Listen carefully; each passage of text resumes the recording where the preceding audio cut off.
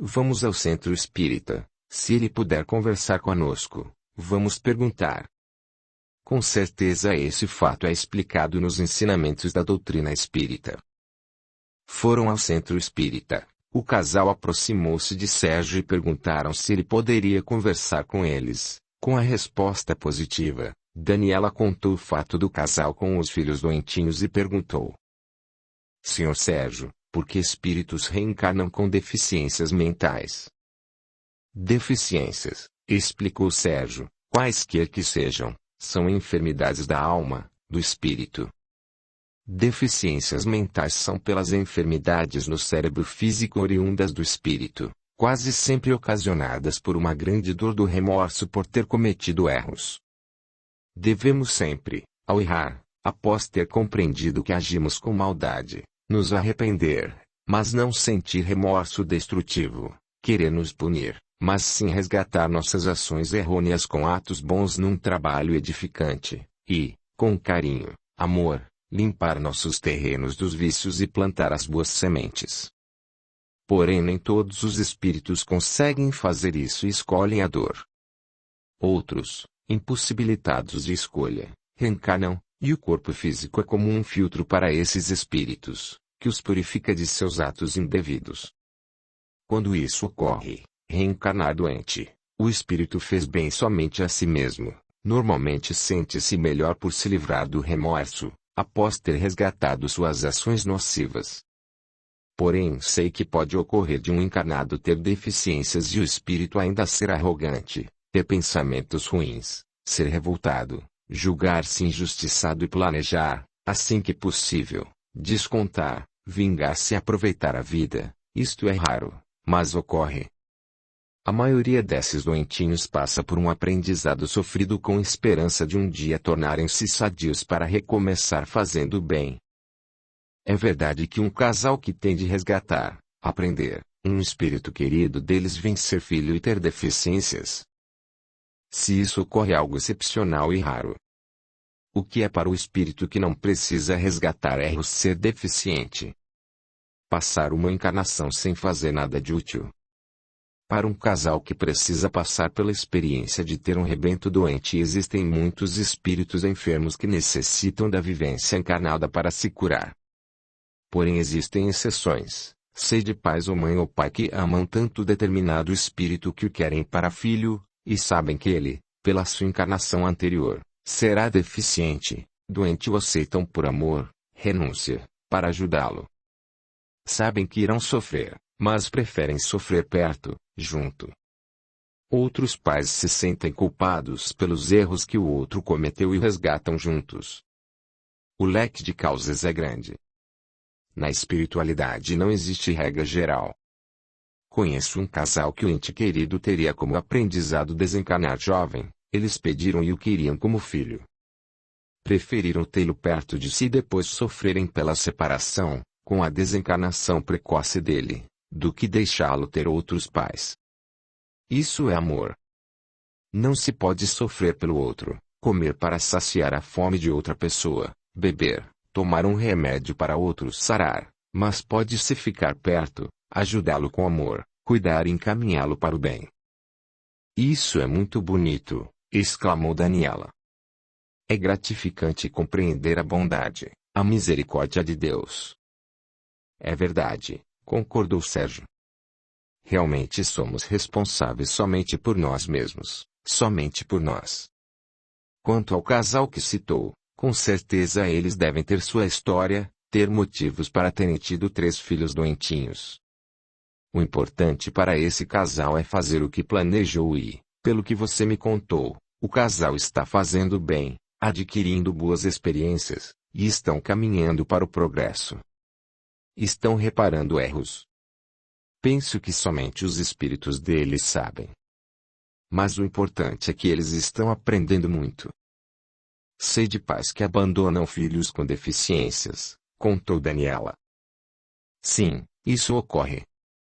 Estas pessoas deixaram de fazer, perderam uma oportunidade, e a sensação que um dia sentirão é de que poderiam ter feito algo de bom e não fizeram, com certeza sentirão remorso.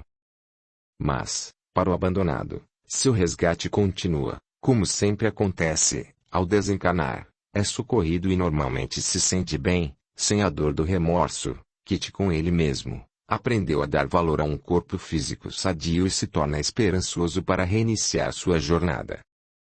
Sr. Sérgio, é verdade que muitos deficientes foram suicidas? Fabiano quis saber. Nem sempre e nem todos. O suicida abdicou de vida física, normalmente, para ele ter agido assim. Os motivos são muitos, cada caso é um caso e é visto com especial carinho pela espiritualidade. A maioria dos suicidas quer se livrar de um sofrimento, nem sempre quer morrer ou afrontar as leis de Deus. Porém, quando se despreza o corpo físico e o danifica, faz-se também com nossa veste espiritual, o perispírito, e, se não conseguir equilibrá-lo, pode voltar ao plano físico, reencarnar, trazendo as deficiências que, pelo seu ato impensado, adquiriu. O suicida quase sempre sente muito remorso. Este sentimento pode desarmonizá-lo e, se não conseguir se harmonizar, reencarna doentinho para se harmonizar pela dor. Muitos conseguem se equilibrar, reencarnam sadios ou com algumas sequelas. Pode ser que desencarnem jovens quando querem viver, para aprender a amar a vida em todas suas fases. Mas muitas coisas podem acontecer. Aprender a amar a vida pode ser também um aprendizado para não tirar ninguém da veste carnal, ou seja, assassinar. Realmente para o mesmo efeito pode haver muitas causas. Mas não é somente pelo assassinato de outro ou de si mesmo que se desarmoniza, se faz também por maldades, crueldade para com o próximo, atos graves, e também por uso de tóxicos, drogas por meio das quais, voluntariamente, se adoeceu o corpo sadio. De fato, são muitas causas e diversos efeitos, concluiu Daniela. É difícil então julgar. Fez isso e paga assim. Sim, Sérgio foi lacônico. Como médica, tenho me defrontado com doenças, muitas curáveis, outras que causam muitas dores. É difícil ver isso sem entender que existe a reencarnação. É verdade, concordou Sérgio. Faz e recebe, porém não devemos, ao ver alguém sofrer, pensar o que será que ele fez de errado. Não julgar, ensinou Jesus. Ao ver alguém sofrendo, devemos fazer a ele o que gostaríamos, se estivéssemos na situação dele, que alguém fizesse a nós. Porém devemos sempre lembrar que muitos encarnados passam por provas. Espírito que quer ter a certeza de que aprendeu a perdoar passa por uma situação difícil de agressão, ofensa, calúnia, e, se perdoa, passa na prova escolhida. Outros querem estar doentes, sentir dores e não reclamar ou se revoltar e continuar amando, se conseguirem, também foram aprovados, e por eles mesmos. São muitas as provas, e ser aprovado é gratificante. Quem usa para o mal da inteligência pode perdê-la. Daniela quis saber. Sim, mas temporariamente. Deus não faz um ser inteligente e outro não. Pessoas inteligentes o são porque a desenvolveram com estudo e trabalho. Normalmente, inteligentes são seres ativos. Infelizmente, tudo que existe, incluindo inteligência e conhecimentos, pode ser usado para o bem ou para o mal, pelo livre-arbítrio. O uso de tudo é permitido, mas não o abuso. Tornam-se cada vez mais inteligentes os espíritos que trabalham e estudam, estejam eles encarnados ou desencarnados. Dispor do que se sabe e trabalhar para o bem comum é usar da inteligência e de seu conhecimento para o bem. Assim, adquire-se um tesouro que a traça não rói, a ferrugem não prejudica.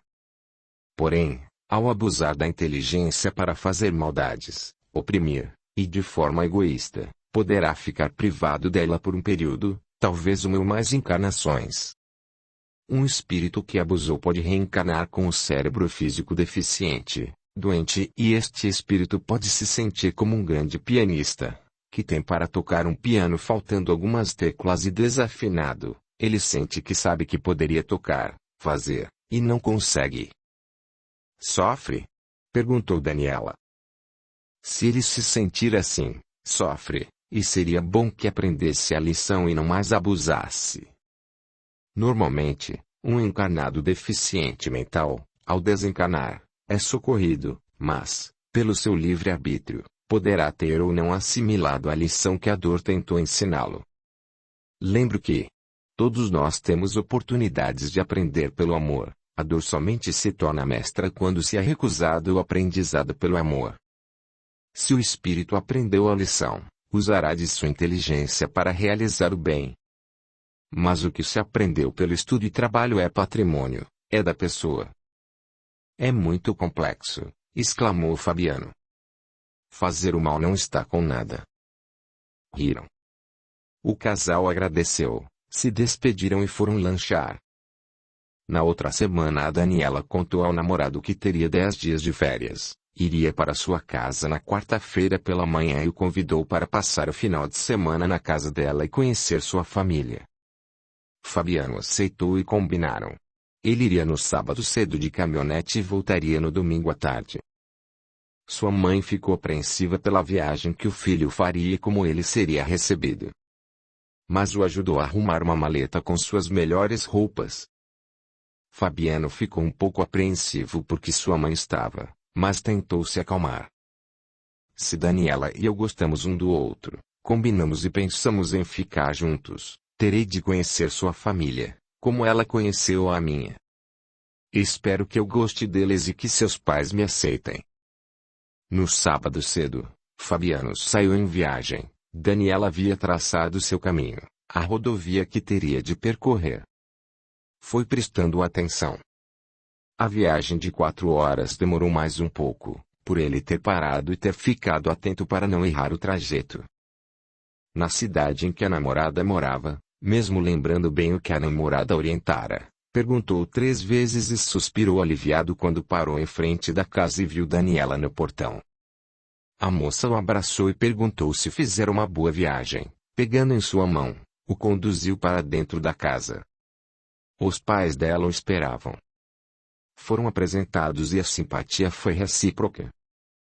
Audiolivro realizado pelo canal Surya Chand Audiobook. Tomaram café da tarde, conversaram, e passou o temor, o receio que Fabiano sentia por não ser aceito. Daniela lhe mostrou a casa. Esta era grande, confortável, mas não era luxuosa. Mostrou o quarto em que ela ia pernoitar, uma suíte com um banheiro. Ele se banhou e, após, o casal ficou sozinho na sala de estar. Gostei muito de seus pais, Daniela, espero que eles tenham gostado de mim. Gostaram, sim. Jantaram, ficaram conversando, depois os 2 jovens ficaram na área da frente namorando. No domingo, Daniela levou o namorado para conhecer a cidade, que era grande, e Fabiano achou bonita. No almoço, o irmão dela, a cunhada e os 2 filhos foram na casa dos pais para conhecê-lo. Tudo deu certo, o almoço foi festivo, conversaram muito e todos estavam contentes. Passou do horário que Fabiano marcara para ir embora, o fez mais tarde. Daniela iria retornar somente na quinta-feira. Daniela o acompanhou até a caminhonete, explicou a ele como saía da cidade e a ir para a rodovia. Na estrada, Fabiano, contente por tudo ter dado certo, pensou na visita que fizera. Com certeza os pais de Daniela amam muito e querem que seja feliz, que esteja bem. Ao vê-la bem namorando, me aceitaram. Talvez eu não seja o genro que idealizaram, mas perceberam que eu sou honesto e que a amo. Não queria ter de viajar à noite, mas, como se atrasou para sair, teve de fazê-lo. Sentiu muito sono. Não dormira bem nas 2 noites anteriores à viagem por ter ficado apreensivo por fazer uma viagem mais longa e sozinho, por não conhecer o lugar, e depois com receio de não ser aceito pela família dela. Na noite de sábado, na casa de Daniela, também não dormiu bem, e estava ansioso. Sentindo muito sono, resolveu parar num posto na beira da estrada e dormir um pouco. Estacionou, acomodou-se na caminhonete e dormiu. Curta, comente, compartilhe, e se inscreva, se já não o fez. A gratidão é o caminho da evolução. Capítulo 10. Um acontecimento inesperado. Fabiano dormiu por umas 3 horas, acordou, tomou água, lavou o rosto. O posto de combustível e o restaurante estavam fechados, olhou as horas, eram 13h15, continuou a viagem. A rodovia estava deserta nessa hora, sem sono, prestando atenção, chegou bem em casa às 4h40. Deixou a caminhonete em frente ao portão, tentando não fazer barulho, entrou, foi para seu quarto, deitou e dormiu. Acordou às 9h15 com sua mãe o chamando. Levantou-se, tomou rápido um café e foi trabalhar, tinha muito o que fazer, somente disse para sua mãe que tudo dera certo e que fora uma excelente viagem. Chegou ao mercadinho e planejou o que teria de ser feito, foi rápido buscar verduras. Fechou o caixa e nem prestou atenção nos cochichos entre fregueses e seus empregados. Foi almoçar, teria de agilizar, para retornar ao trabalho. Logo que chegou em casa, Flávia lhe deu a notícia. Irmão, mataram Eloy, o amante de Salete. Fabiano não se importou com a notícia, continuou comendo, mas a irmã completou a informação. Foi nesta noite. Deram 2 tiros nele, morreu assassinado, não se sabe quem é o assassino. O moço continuou não dando importância, acabou de almoçar e retornou ao mercadinho. Eram 14 horas quando Salete afobada entrou no estabelecimento, fez um sinal para ele ir para um canto e, sem sequer cumprimentá-lo, perguntou. Fabiano, você matou Eloy? O quê? Eu? Claro que não. Por que faria isso? Por amor, por ter sido traído, disse Salete olhando. Nunca mataria uma pessoa. Não o matei. Irei ao enterro, contou Salete. Papai irá me levar, mas, antes de ir, quis saber de você se o matou. Saiu rápido como entrou. Fabiano se sentiu atordoado, e foi então que, mesmo atarefado, percebeu olhares de clientes e cochichos. Aproveitou, minutos depois, que não tinha cliente para indagar os 2 empregados, o mocinho fora fazer uma entrega. Vocês estão entendendo o que está acontecendo? Por favor, me contem. É que a empregada tentou falar, mas com certeza não estava encontrando uma maneira de dizer. Senhor Fabiano, o empregado resolveu informá-lo. O que está acontecendo é o seguinte. Eloy foi assassinado esta noite na cidade em que reside. De madrugada, ele estava no seu carro e alguém o alvejou pela janela. Recebeu 2 tiros, um na cabeça e outro no pescoço. O veículo continuou se movimentando e bateu num posto. Eloy faleceu na hora. O pai dele mandou um empregado avisar Salete logo de manhã e... há falatórios. Como o empregado parou de falar, Fabiano pediu. Conte-me tudo. Que falatório? Que o senhor saiu neste final de semana, chegou em casa quase 5h da manhã. Dona Mariquinha, a vizinha da frente de sua casa, o viu chegando. E daí? Fabiano se impacientou. Que você pode ter matado Eloy, disse o empregado. O quê? Fabiano se assustou. Penso que até Salete acredita nisto. Ela veio aqui perguntar ao senhor, disse a empregada. Eu não matei ninguém, não assassinei Eloy. Imaginem. Por que faria isso? Para se vingar da traição, é o que dizem, falou o empregado. Pois eu não matei ninguém, exclamou Fabiano aborrecido. Entraram 2 clientes que olharam, examinando. No horário, Fabiano fechou seu comércio e foi para casa. Encontrou os 3, pai, mãe e a irmã, o esperando. Ele, contente, contou que fora bem recebido, como eram os pais de Daniela, o irmão, os sobrinhos. Os 3 ficaram sérios escutando. Foi então que ele percebeu e quis saber o porquê de estarem daquele jeito. O que aconteceu? Vocês não ficaram contentes com o que contei? Filho, disse o pai, Deixemos esse assunto para depois. Estamos preocupados com você. Comigo? Sim. Elói foi assassinado, contou o pai. Eu soube e até escutei uns cochichos e... Estão dizendo que pode ser você, o pai completou a informação. Então o que meus empregados disseram sobre os falatórios é verdade. Meu Deus, exclamou Fabiano. Meu Deus mesmo, repetiu a mãe. Filho, você chegou em casa de madrugada, e Elói foi morto à noite, talvez entre 2h30 ou 40 minutos. Onde estava? Saí mais tarde do que planejei da casa dos pais de Daniela. Por ter estado apreensivo com a viagem, não dormi bem nos 2 dias anteriores e nem no sábado na casa dela. No caminho senti sono, então parei num posto e tirei uma soneca dentro da caminhonete. Acordei e continuei a viagem.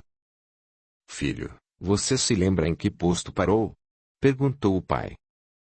Fabiano falou. O pai colocou as mãos na cabeça e exclamou preocupado. Meu Deus! Filho, esse posto fica na rodovia perto, bem ao lado da cidade em que Elói morava. Jesus! Papai, foi coincidência, parei no primeiro posto que encontrei. Não matei ninguém. Laís! Laís! Gritou uma irmã dela no portão. Mamãe, por favor. Não quero visitas, pediu Flávia. Laís foi ao portão, ficou somente uns 5 minutos e entrou chorando.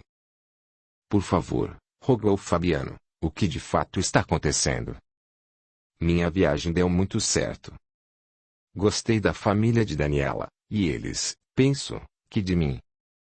Soube que Elói foi assassinado. Salete foi ao mercadinho me indagar se não fora eu quem o matara. Não me importei nem quando meus funcionários me contaram dos boatos que eu poderia ter sido autor do crime. Se não dei importância, agora estou me preocupando.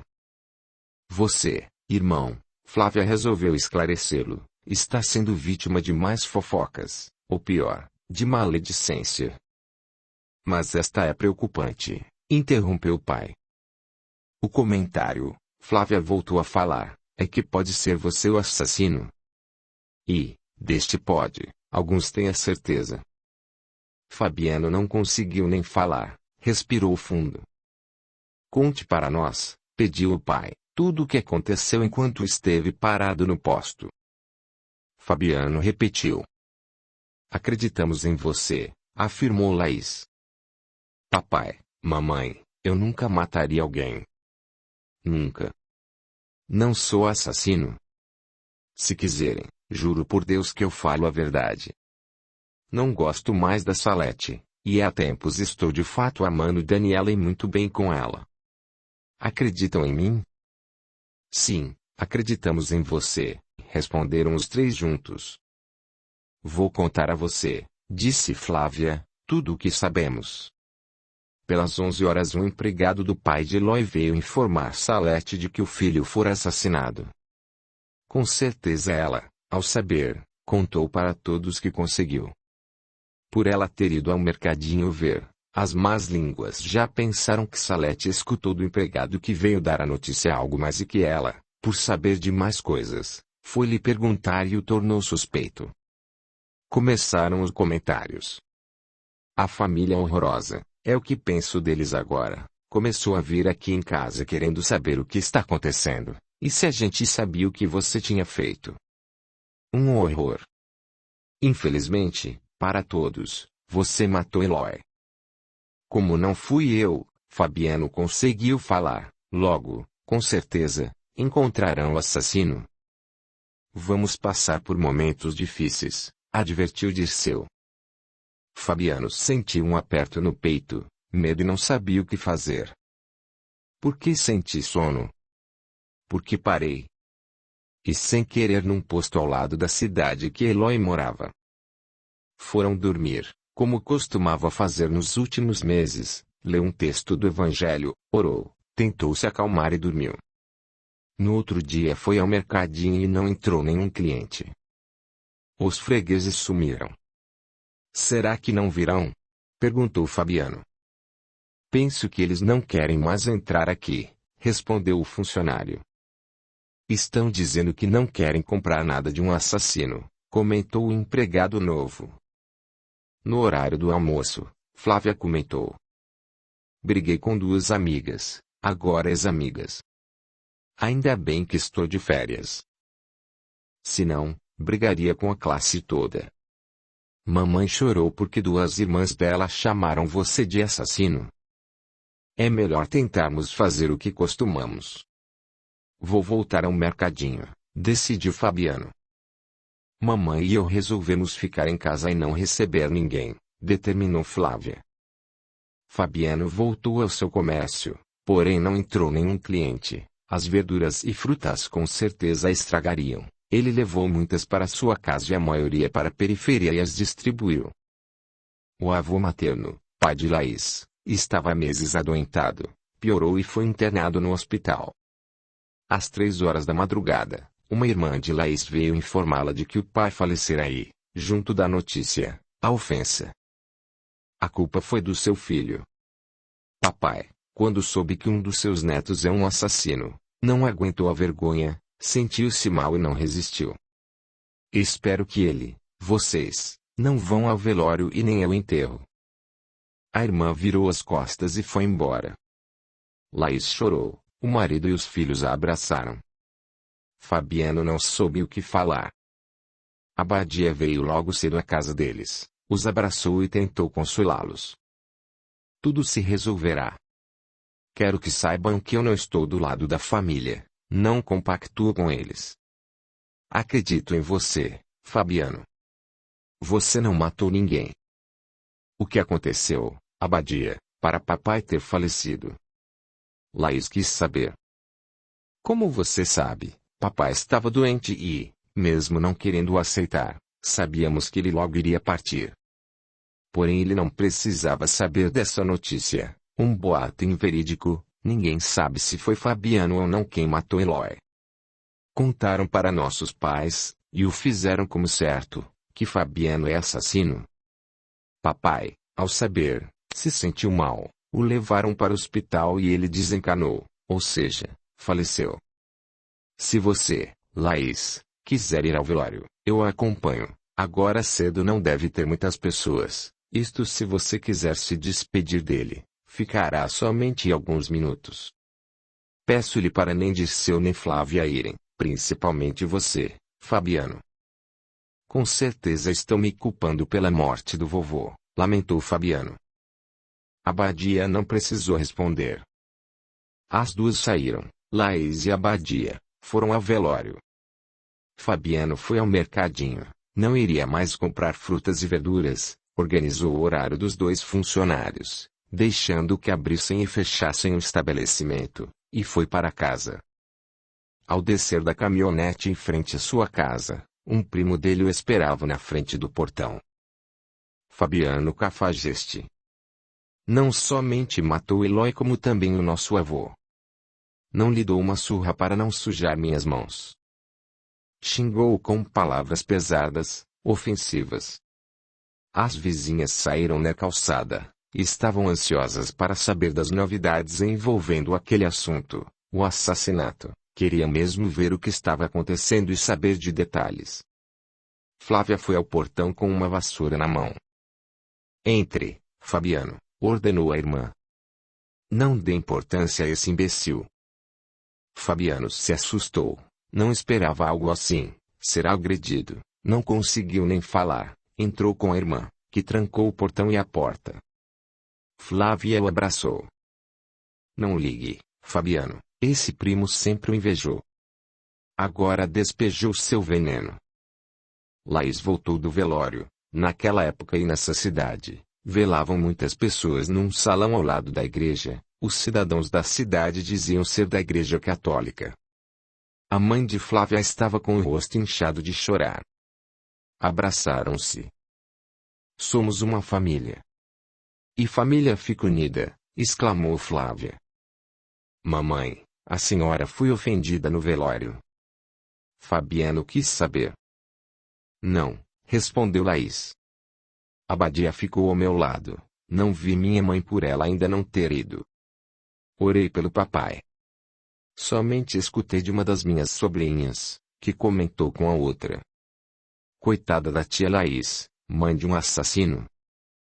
Tudo irá ser esclarecido, desejou ardentemente o filho de Laís. Fabiano não retornou pela manhã no mercadinho. Eram 13 horas quando um funcionário da delegacia bateu no portão. Ele era conhecido, todos os moradores da cidade se conheciam. Fabiano atendeu, e o moço lhe deu o recado para ele ir às 14 horas à delegacia que o delegado queria falar com ele. Alguns vizinhos que vigiavam a casa saíram à calçada querendo saber se ele seria preso. Fabiano se trocou, Laís queria ir com ele, insistiu, mas ele não quis. Por favor, mamãe, deixe-me ir sozinho. Com certeza o delegado irá me fazer somente algumas perguntas, não se preocupe. E se ele o prender? Laís estava aflita. Claro que não. Não serei preso. Certamente ele quer saber de mim, pelos falatórios, o que está acontecendo. Foi à delegacia, que era a 5 quarteirões de sua casa, e foi caminhando rápido, evitou até de olhar para os lados. Na delegacia foi conduzido à sala do delegado, que o tratou bem e explicou. Quero lhe fazer umas perguntas. Recebi este questionário do delegado da outra cidade, que está encarregado de investigar um crime. A primeira pergunta é: o que você fez neste final de semana? Onde esteve? Fabiano contou e também da parada no posto. Complicou, exclamou o delegado. Bem, isso é para o meu colega resolver. Voltemos às perguntas. Você conhecia o Sr. Eloy? Sim.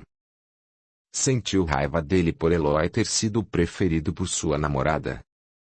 Não. Fabiano foi lacônico. Não mesmo. Você foi traído, insistiu o delegado. Isso acontece. Pensou em matá-lo? O delegado continuou com seu questionário. Não. Claro que não. Você tem armas? Sabe atirar? Sei atirar, mas não tenho armas, respondeu Fabiano. São somente estas perguntas. O senhor me permite completar? Sim. Obrigado. Quero dizer que superei fácil o rompimento do namoro com Salete e no momento estou namorando outra moça e apaixonado por ela. Não tenho motivos para querer ou ter matado Eloy, e não o fiz. Certo, anotei isto. Pode ir, o delegado apontou a saída para ele. Fabiano saiu da delegacia, viu um grupinho, 6 pessoas na frente do prédio e também outras na calçada em frente à sua casa. Com certeza, pensou, estão querendo saber se serei ou não preso. Não irei esta tarde ao centro espírita, Daniela chegará somente à noite. Ao abrir o portão de seu lar, escutou de Dona Marli, porque ela falava alto, com certeza para ele escutar. O cara não ficou preso. Absurdo. Não se prende assassino nesta terra. Que tristeza. Assassino? Fabiano fingiu que não escutou e entrou. Assim que a mãe e a irmã o viram entrar, elas o esperavam ansiosas, quiseram saber como fora a conversa com o delegado. Fui bem tratado, contou o moço. O delegado quis saber onde fui neste final de semana, se eu tinha arma e se sentia raiva de Eloy. Respondi, ele anotou, me explicou que estava me fazendo as perguntas a pedido do delegado da cidade em que Eloy fora assassinado. Você contou que parou no posto? Flávia quis saber. Sim, contei e expliquei que estava com sono, que eles poderiam se informar com o pessoal que trabalha no posto, que com certeza me viram. O que o delegado falou sobre isso? Laís se preocupou. Nada.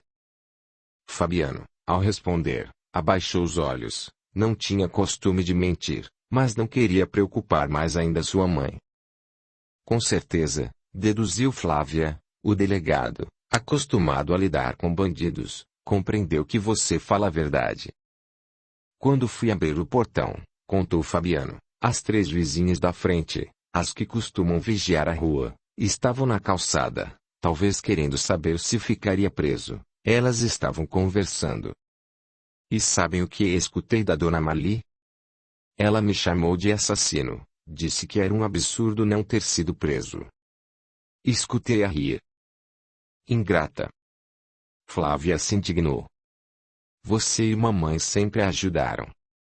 Quantas vezes você trouxe verduras e frutas para ela e não cobrava o fiado, as compras que ela fazia no mercadinho? Ela é viúva, recebe uma pensão mínima, e os 3 filhos não ligam para ela. Talvez seja por este motivo, é ingrata e maldosa. Nunca mais nenhum de vocês irá dar mais nada para ela. Isto não é vingança, é lição. Entendo você, minha irmã, concordou Fabiano. Receber ofensas de quem a gente não fez nada nem de bom ou mal é sentido, porém, de quem nos deveria ser grato, é mais dolorido. Não daremos mais nada a ela, penso que de fato seja uma tentativa de lição, não se tacam pedras em quem lhe fez agrados. Mais que agrados, favores mesmo, observou Flávia.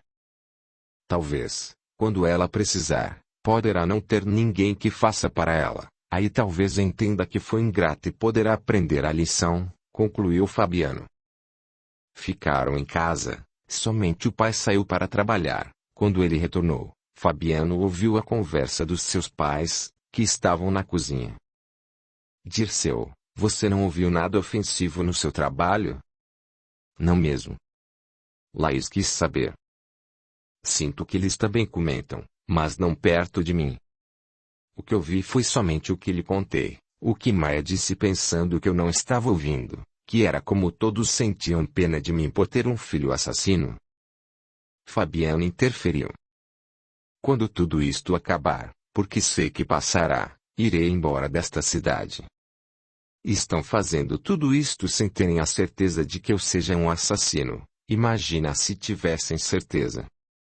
O que eles fariam? Também estou desgostosa com todos, lastimou Laíse, virando para Dirceu, comentou.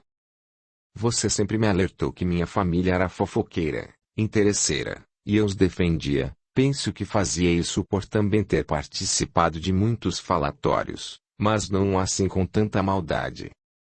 A não ser a Badia, todos nos condenam. Sinto por eu ser a causa, mas sou inocente, lamentou o moço. Somente não entendo por que essa revolta contra mim. Pois eu entendo, exclamou Flávia. A mocinha entrou na cozinha, ficando atrás do irmão. Ele não a viu e se assustou. Flávia deu a sua opinião. Fabiano, você é muito bonito. Nossos pais fizeram uma combinação perfeita, fizeram filhos bonitos. Sinto, sempre senti, desde que comecei a entender, que sou alvo da inveja de amigas, primas e tias que não têm os filhos tão bonitos como mamãe teve. Já chorei muito por comentários maldosos sobre mim e por tentarem me diminuir. Até por não quererem sair comigo porque os garotos me olham muito, todos querem me namorar, talvez seja por isto que não namoro. Penso que você, por ser mais distraído, não percebeu. Foi namorar Salete, que também é linda. Nossos primos, os mais velhos, são todos empregados, você é o único que conseguiu ser patrão. Foi invejado e, para o invejoso, o prazer é diminuir seu alvo. Você tem razão de querer se mudar daqui e, se possível, me leve junto. Não estou mais gostando desta cidade. Antes ser invejado do que o invejoso. Laís exclamou suspirando. Tem razão, mamãe, concordou Fabiano. O invejoso faz mal a si mesmo. Porém, minha irmã, eu percebi, sim, algumas vezes que estava sendo invejado, mas não me importei. Estou pensando, sim, em ir embora daqui. Vamos resolver uma coisa de cada vez, decidiu Dirceu. Primeiro a inocência de Fabiano, depois o que iremos fazer. Não saíram de casa. À noite, Laís, além de fechar a casa, apagava as luzes da área da frente e fechava as cortinas.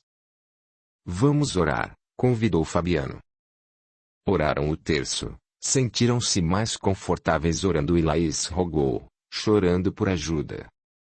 Os quatro se abraçaram e choraram. Foram se deitar cedo, eram 6h30 da manhã quando Abadia, era a única da família que Laís abria a porta, foi lhe dar a notícia. Laís, mamãe faleceu. Ela estava relativamente bem. Eu fui escalada para dormir com ela, cheguei às 20 horas. Ela se deitou às 22 horas e eu também dormi. Acordei, como mamãe não se levantou, fui vê-la e a encontrei morta. Chamei a família, o médico. Peço-lhe, Laís, desta vez, não ir ao velório nem ao enterro. Tenho de ir. É melhor ficarem em casa. Laís chorou e Flávia também. Mais uma culpa sem tê-la. Meu Deus, exclamou Fabiano sentido. Ele foi andando rápido ao mercadinho e pediu para seus 2 funcionários não o abrirem. Senhor Fabiano, disse o empregado, iremos abrir sim, fechar é pior. Mesmo sem cliente, abriremos. O senhor não precisa vir. Nós 2 confiamos no senhor, sabemos, sentimos que não é assassino. Obrigado. Fabiano se emocionou e se esforçou para não chorar. Voltou para seu lar, Dirceu não foi trabalhar e se trancaram em casa. Ninguém foi incomodá-los. Audiolivro realizado pelo canal Surya Chand Audiobook. Os 4 sofriam, Laís estava inconsolável por não ter podido ir ver a mãe, e desabafou. Isto porque não escutei calada, revidei umas ofensas com outras. Disse às minhas irmãs o que elas fizeram de errado e não gostaram. Também os acusei de terem contado algo incerto para nossos pais, que os 2 não precisavam saber. Que foi maldade. Que a culpa era delas, as maledicentes, eu acabei por xingá-las. Flávia tem razão, eles estão agindo com maldade. Novamente se uniram num abraço e choraram. Vamos ler um texto do Evangelho, pediu Fabiano. Pegue, por favor, Flávia, a Bíblia, leia na parte do Novo Testamento o Sermão da Montanha, no Evangelho de Mateus, que papai tanto gosta. Flávia pegou a Bíblia, que ficava sempre em cima de uma mesinha lateral na sala, e abriu. Dirceu deixava este texto com marcador. A mocinha leu todo o sermão. Depois oraram pelos avós e pediram a Deus e ao Mestre Jesus proteção, que os iluminassem naquela hora difícil. Sentiram-se melhor, como sempre nos sentimos, a orar. Capítulo 11. O período difícil continua. À tarde, após o enterro da mãe, Abadia foi vê-los. Choraram juntos, e a tia comentou. Eu já fiz atos, coisas que não queria, com medo de falatório. Sempre ajudei a família, mas foi agora que percebi que sou uma estranha para eles, não compactuo com o que fazem, com certas atitudes de nossos familiares. Mesmo que ficasse provado que Fabiano fosse o assassino, não era para eles agirem assim. Estou desgostosa com todos e também com a maioria daqueles que se diziam amigos. Fui hostilizada e, no enterro de minha mãe, disseram que eu estava cobertando um assassino. Abadia se virou para o sobrinho e indagou em tom de voz baixo. Vamos ao centro espírita. Eu espero. Voltarei de ônibus. Laís escutou, mas não prestou atenção. Depois, Abadia contou como foi o enterro e foi embora. A família, vigiada pelos vizinhos, se trancou em casa. No sábado, Fabiano resolveu ir ao centro espírita e também contar a Daniela o que estava acontecendo. Na cidade, deixou a tia em frente ao centro espírita, foi ao apartamento da namorada, ela abriu a porta, e ele pediu para entrar. Sentou-se no sofá e disse: Daniela, preciso conversar com você. Fabiano chorou, Daniela se assustou, sentou-se ao lado dele e esperou uns 5 minutos. Fabiano, mais aliviado, Falou rápido e enxugou as lágrimas. Daniela, senti sono na viagem. Quando estava voltando de sua casa, parei num posto de combustível, acomodei-me na caminhonete e dormi. Acordei, lavei o rosto e segui viagem. Mas algo aconteceu nessa noite de domingo para segunda-feira. Eloy, o moço com quem Salete me traiu, foi assassinado. Pior é que, por coincidência, esse posto fica ao lado da cidade em que Eloy foi morto. Estão duvidando de mim.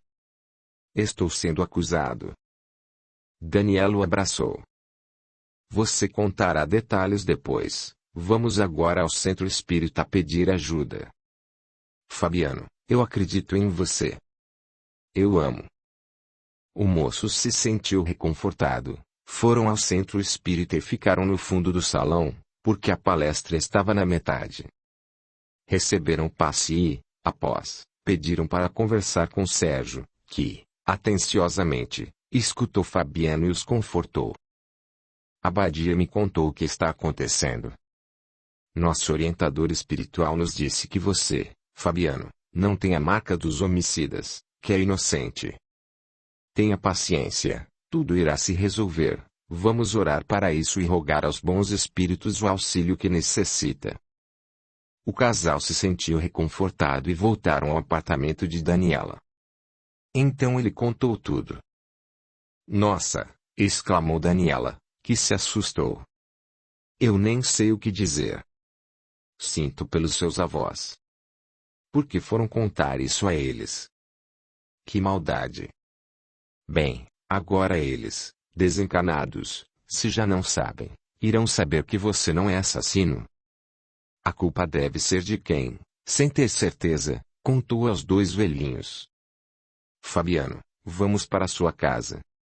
Você volta com a caminhonete e eu irei de carro, porque tenho de retornar amanhã. Por que, Daniela, você quer ir à minha casa? Para não ter mais falatório de que você fugiu. Quero estar com vocês neste momento difícil. E assim fizeram. Flávia ficou contente ao vê-la. Receberam bem a moça. Laís, mesmo triste, gostou da presença da moça, que tentou alegrá-los. Crimes assim, opinou Daniela, de pessoas importantes, logo se encontram culpados. Tudo isto passará. Gostaria que Fabiano, quando tudo se resolver, não ficasse mais morando nesta cidade. Estou pensando. Por que não se mudam todos? E para a cidade que meus pais moram? Quem de vocês quer continuar morando aqui? Eu não quero, determinou Flávia. Os outros três não responderam. Lancharam, ficaram até tarde conversando e foram dormir. Não saíram de casa. Daniela foi embora na tarde de domingo. Na segunda-feira, Dirceu foi cedo trabalhar e Fabiano foi para o seu estabelecimento. Ao chegar, viu a parede da frente pichada, escrito com tinta preta. Assassino horroroso, matador e 2 palavrões. Ele somente suspirou e entrou. Encontrou-se com os 2 empregados, e a funcionária informou. Encontramos pichado, deve ter sido escrito à noite.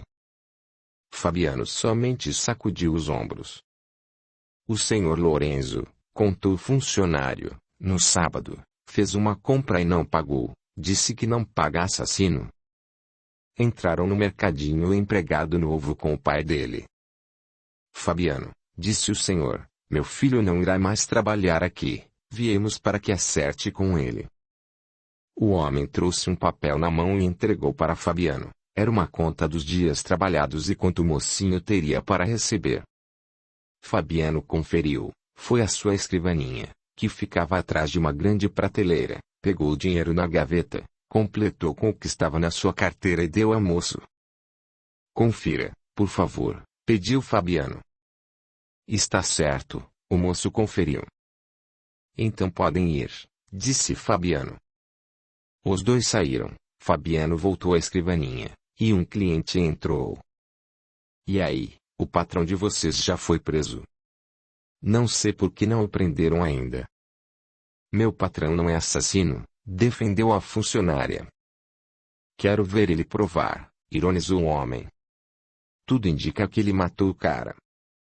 Senhor Olavo, a funcionária indagou, quando aconteceu de a Salete ter ido embora com Eloy, o senhor disse aqui, e nós ouvimos, que Fabiano deveria ter matado os dois. Por que agora o senhor está falando tudo isso? O chamando de assassino.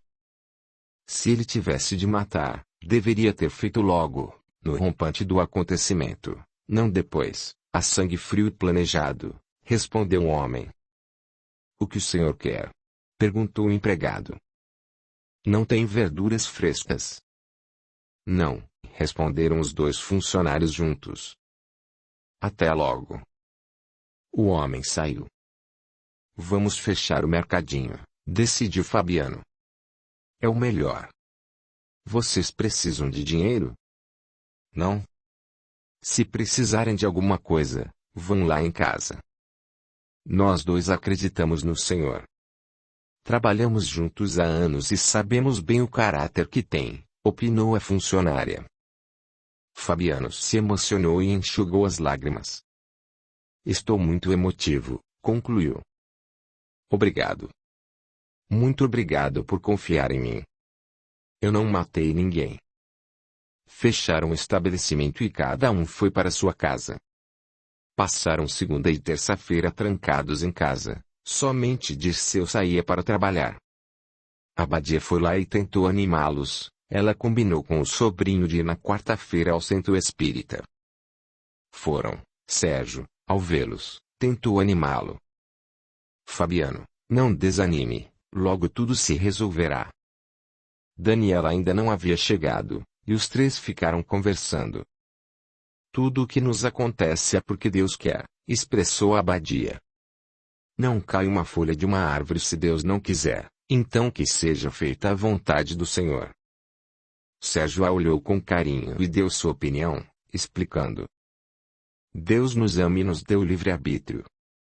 Todos nós temos a livre escolha de nossos atos, porém há retorno tanto dos atos bons como dos errados. Deus provavelmente não quer que nenhum de seus filhos haja errado, com maldade, mas então entra na nossa história de vida o livre-arbítrio. Uma pessoa se suicida, outra mata o próximo, rouba, age com maldade, Deus não interfere. Por quê? Pelo que Ele nos deu. O livre-arbítrio. Se o Pai Celeste não quer que algo nos aconteça, de fato não acontece. Porém, pela liberdade que Ele nos deu, penso que Ele não interfere nas consequências de nossas ações, do retorno. Deus não impede ninguém de usar da liberdade que nos foi dada. Compreendi, Abadia entendeu a explicação, e acho muito justo. Com certeza quem assassinou Eloy usou de seu livre-arbítrio e se tornou assassino.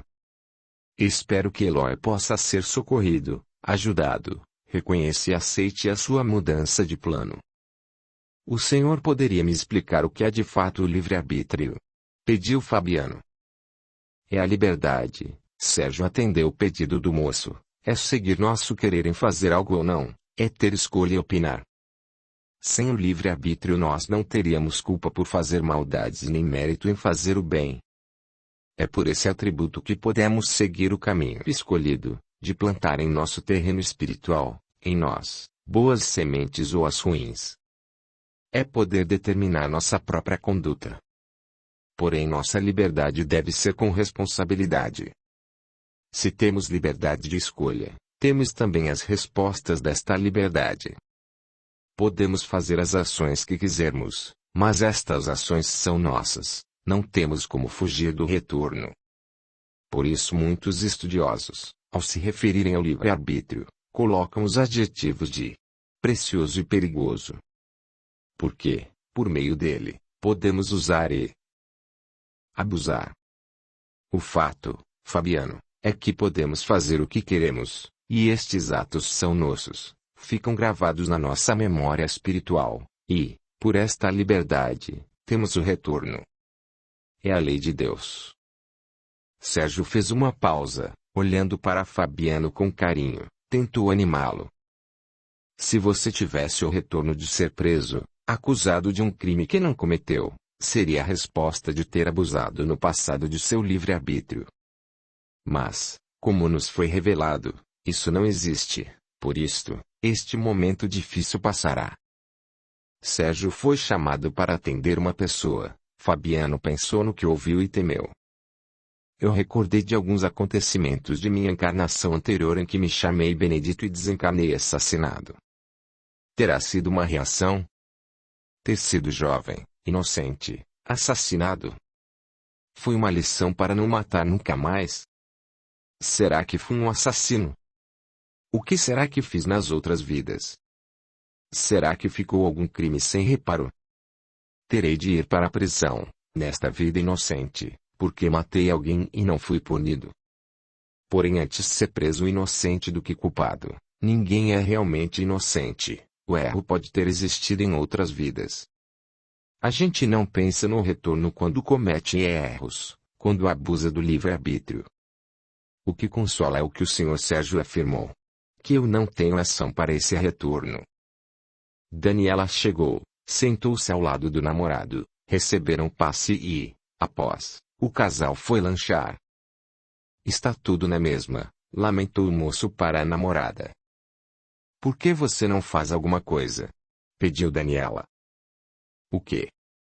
Ir à cidade do crime, à delegacia, conversar com o delegado, tentar saber como estão as investigações. Raciocinemos. Se você fosse suspeito, estaria em prisão preventiva. Farei isto, e amanhã. No horário de costume, o casal se despediu, Fabiano se encontrou com a tia, e voltaram para a cidade que residiam. Não conversaram muito. O moço, em casa, encontrou a mãe e a irmã ajoelhadas orando em frente da imagem de Nossa Senhora. Ele se ajoelhou e também orou. Laís pedia a Maria, mãe de Jesus, para o filho não ser preso. Quando terminaram a oração, Fabiano indagou a mãe. Mamãe, a senhora está com medo de eu ser preso? Sim, filho, estou. Os dias estão passando e não sabemos quem é esse assassino. Está difícil ficarmos Flávia e eu presas em casa. Não quero sair e correr o risco de não me conter, não ficar calada diante de comentários e haver discussões e trocas de ofensas. Depois, prisão é um horror, é terrível. Você pode ir lá ser maltratado. Mamãe, se eles suspeitassem mesmo de mim, já estaria preso. Se isto não ocorreu, não acontecerá. Calma. Laís abraçou o filho e chorou. Mamãe está sofrendo muito. Mais que eu, concluiu. Foram dormir. No outro dia, Fabiano se levantou cedo, era quinta-feira. Ele esperou às 8 horas e saiu de caminhonete. Fez de modo que a mãe pensasse que ele fora ao mercadinho. Foi à cidade em que Eloy morava aí, lá, a delegacia. Quando chegou, pediu para falar com o delegado encarregado do caso Eloy. Esperou por 30 minutos e o delegado recebeu. Depois de se apresentar, Fabiano explicou. Senhor, minha vida está um inferno. Afirmo ao senhor que sou inocente, não matei ninguém e não sei nada sobre esse crime. Estou sendo acusado? Não, você não está sendo acusado. Que inferno é esse? A família do morto acusa. O delegado quis saber. Não. Nem sei deles, não os vi. Fabiano, resumindo, falando rápido, contou que fora namorado e traído por Salete, a moça que por meses morou com Eloy. E finalizou. Não dei muita importância à traição, e estou namorando firme e outra moça. Apuramos o que você disse, elucidou o delegado. O vigia do posto de combustível e um caminhoneiro que pernoitava no pátio viram você e a sua caminhonete. Nossa investigação está em outro fato. O senhor não me faria um favor, uma caridade? Pediu Fabiano. Comunique-se com o delegado da cidade que moro e peça a ele para dizer a todos que comprovaram que estive no posto. Por favor. Faço isso. Que pessoal fofoqueiro. Que cidadezinha com pessoas maledicentes. Até logo. O delegado, atarefado, lhe mostrou a porta. Fabiano saiu da delegacia esperançoso. Voltou para casa e contou à família. Meu Deus! E se você ficasse preso? A mãe se apavorou. Necessitava ir lá. Fabiano tentou acalmar a mãe. O delegado disse que a investigação está seguindo outra pista. Dirceu havia almoçado e voltado ao trabalho. 30 minutos depois retornou a casa para contar a novidade. O delegado contou em 3 lugares que o investigador do caso de Eloy disse-lhe que checaram o que Fabiano contou. Que ele parou no posto e que ficou lá o tempo que afirmou. O delegado saiu da delegacia, encontrou-se com um grupo de pessoas, foi à praça e disse a outros, voltando à delegacia, se deparou com outro grupo e os elucidou. Penso que, com isso, as pessoas pararão de falar, de acusá-lo. Vou voltar ao trabalho. Os 4 se sentiram aliviados. Laís resolveu aguar as plantas do pequeno jardim em frente da casa a lavar a área. Assim que começou, 2 irmãs dela e 3 vizinhas vieram falar com ela, mas a conversa não foi como esperava. O delegado disse que a caminhonete não saiu do posto. Nós não pensamos que ele iria à cidade com a caminhonete. O veículo ficou, e ele foi. Comentaram mais coisas. Flávia e Fabiano escutaram. Laís não respondeu, largou o que estava fazendo e entrou. Fabiano foi acabar de fazer o que a mãe havia começado. Fingindo não ver ninguém nem escutar, aguou as plantas e lavou a área.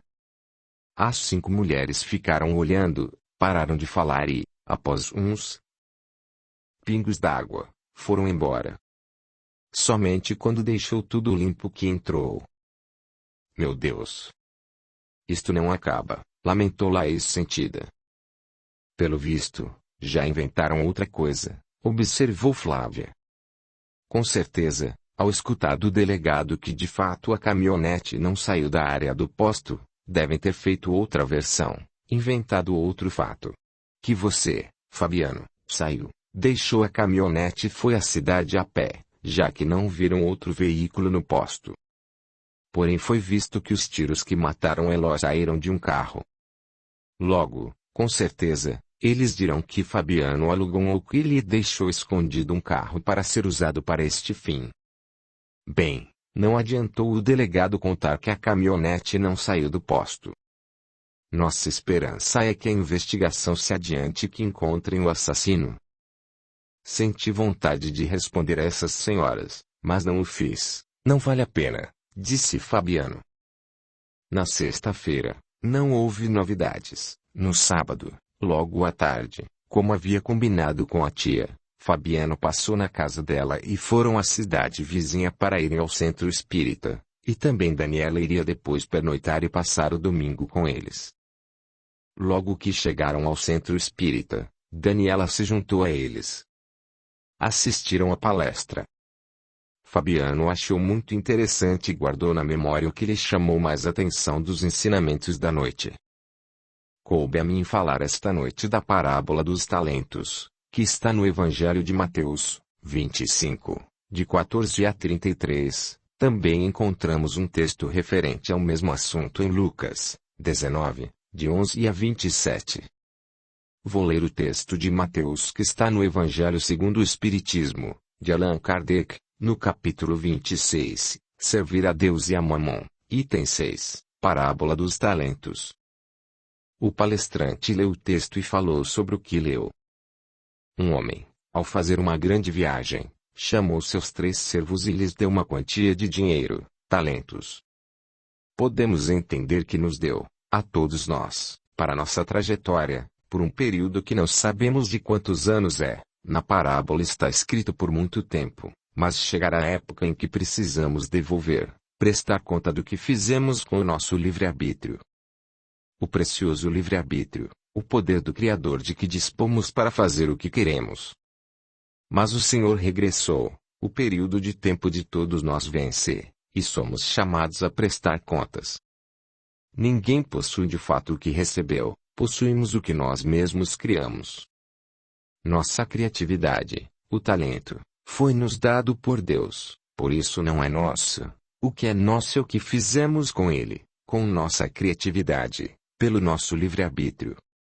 Aqueles que cresceram espiritualmente, adquiriram boas experiências, conhecimentos, multiplicaram seus talentos, e o que multiplicaram passou a ser deles, foi o produto de suas criatividades, e são chamados pelo Senhor de servos bons e fiéis.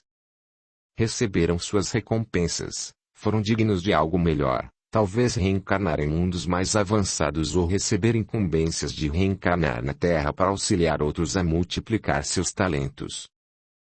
Alerto para a gravidade de não fazer nada como terceiro. Não fez o bem nem o mal. Ficou estéril, não teve o retorno. Nada fez, nada recebeu. Muitas pessoas julgam estar quites com a lei de Deus por não terem feito maldades, mas infelizmente também nada fizeram de bom, então com certeza, como o terceiro da parábola, nada fizeram, nada receberam. Voltarão a reencarnar em situações difíceis até que, pelo estudo e trabalho no bem, estejam aptas a multiplicar o que receberam do Senhor. Temos todos nós um tempo e muitas oportunidades para crescer espiritualmente, adquirir o nosso talento pelo nosso trabalho, pela criatividade que nos foi dada. Mas Jesus não mencionou aqueles que usaram para o mal dom recebido. Sabemos que existem espíritos que, estejam eles encarnados ou desencarnados, sempre, em qualquer plano que estejam, estão fazendo maldades. Eles também terão de prestar contas, o tempo deles chegará de as apresentar ao Senhor. Muitas vezes, está nos evangelhos, Jesus disse: Ataio. Não é no sentido de amarrar, mas com certeza é algo de que não se pode fugir. Somos livres para plantar em nós, comparando-nos com um terreno, o que quisermos, mas ali está o que plantamos, em nosso, ninguém pode interferir, nos mudar, somente nós que podemos interferir, mudar nossa plantação. Não há como passarmos nossos atos, sejam eles bons ou não, para outros espíritos, e não podemos adquirir nenhuma ação de outrem. Assim, quando o Senhor nos chamar às contas, será com o que temos, e seremos responsabilizados pelo nosso livre-arbítrio, que nos foi dado por Ele, o Senhor. O que ocorrerá com aqueles que usaram para a maldade a sua criatividade, o talento? Serão expulsos para planetas primitivos? Terão reencarnações difíceis? O abuso será punido. Pensemos nisto enquanto tivermos tempo e, pela graça, misericórdia, podemos multiplicar, em qualquer época, o que recebemos de Deus. Trabalhar para o bem, fazer a outro o que queremos que nos faça, amar para termos o nosso próprio talento. Que Deus nos ajude a multiplicar a bênção, a graça que recebemos. Receberam passe. Fabiano prometeu a si mesmo meditar sobre o que ouvira da palestra. Daniela foi sozinha para a casa do namorado. Fabiano e Abadia voltaram de caminhonete. Fabiano, contou Abadia, na quarta-feira, uma prima minha que mora na cidade a que vamos nos viu entrando no centro espírita e hoje, na esquina, a vi com uma das minhas irmãs. Me pareceu que elas vigiavam o centro espírita e que minha irmã veio se certificar de que de fato eu estava indo ao centro. O que tem isso, titia? Não estamos fazendo nada de mal. Para ela tem, Abadia lamentou. Infelizmente, para muitas pessoas, espíritas mexem com o capeta, falam até que servem o demônio, que os espíritas são condenados ao inferno. Muitas pessoas passam em frente de um centro espírita e se benzem. Ignorância, exclamou Fabiano. Sim, é. Falam sem saber, se conhecessem um pouquinho dessa doutrina maravilhosa, saberiam as muitas caridades que fazem os espíritas. Titia, não se preocupe. Irei ter problemas, com certeza.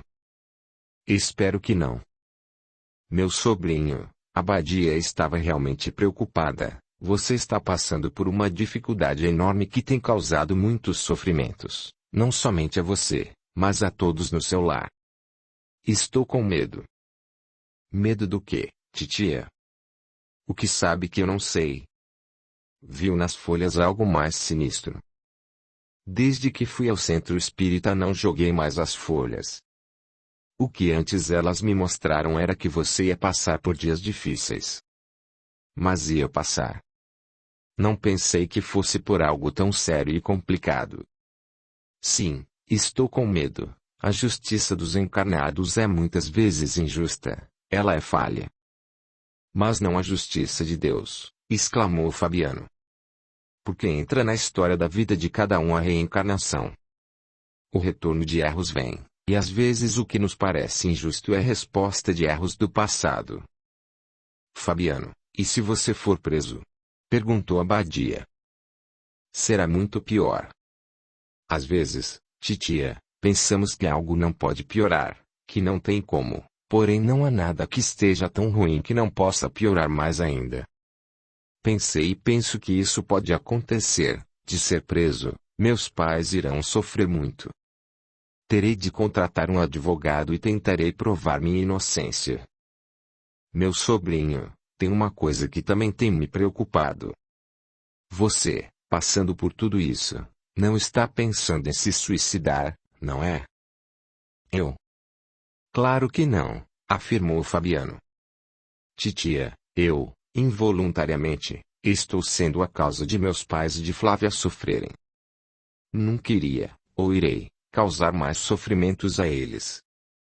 Se eu me matar, irei sofrer com certeza, e mais por ver, saber, de ser a causa de minha família sofrer. Se cometesse este ato imprudente, seria muito egoísta, maldoso, irresponsável e tremendamente ingrato. Não, titia, mesmo se eu não os amasse tanto, como eu os amo, se tivesse problemas com eles, seria ingratidão, e das grandes, se os fizesse sofrer mais ainda. Se eu for preso, tentarei fazer com que eles não sofram mais, e agora, falando sobre este assunto, irei prometer a mim mesmo de nunca ser causa de lhes sofrerem. Quero ser grato a eles. Sinto-me aliviada em escutá-lo, disse Abadia. Você tem razão, talvez o suicida não pense que está agindo com gratidão fazendo aqueles que o amam sofrerem. Se, ao fazer isto, estiver agindo por pirraça, será ele quem sofrerá mais. No centro espírita tem um grupo que todos os dias às 18 horas ora para as pessoas que pensam em suicídio, enviando a elas paz e carinho, e também fazem preces pelos que se suicidaram. Vou fazer parte deste grupo. Fabiano deixou a tia na casa dela e foi para sua receber Daniela. Capítulo 12. O falatório continua. Daniela alegrava aquele lar e voltou ao assunto. De todos mudarem. Conversaram e decidiram que iria mudar assim que fosse possível. Dirceu já tinha tempo para aposentar, porém não queria parar de trabalhar, não pensar ainda em se aposentar.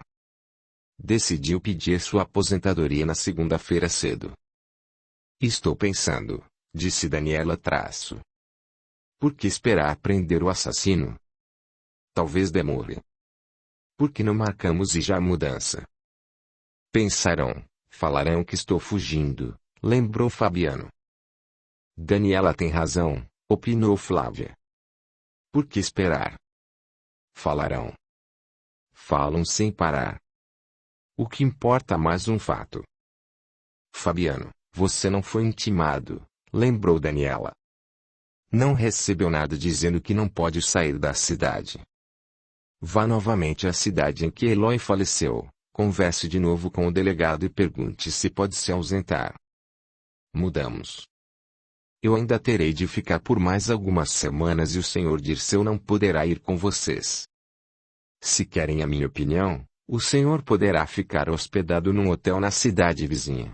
Venha pela manhã para trabalhar e retorne à tarde, quando sair a sua aposentadoria, irá se reunir a eles. Coloque a casa para vender. Tenho um colega que quer comprar uma casa. Segunda-feira converso com ele, e poderemos sair desta cidade. Venderei a casa por um preço razoável. Fizeram planos.